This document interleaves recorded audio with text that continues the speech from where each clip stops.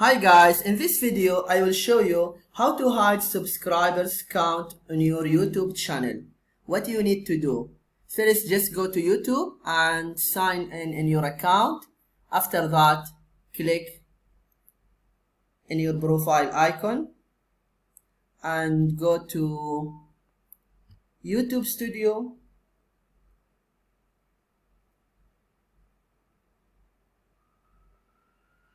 After that,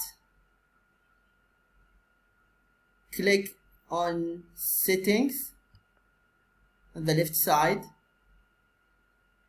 and then click channel and then you go to advanced settings.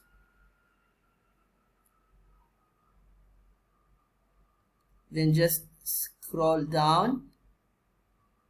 Yeah, it's here, subscriber count. If you check the inbox, that means you will show your subscribers. But if you not check in the inbox, that means you will hide your subscribers. Then just choose what you want. And after that, okay, for example, if I check the inbox and then you click save. This is what you need to do. I hope this video is helpful.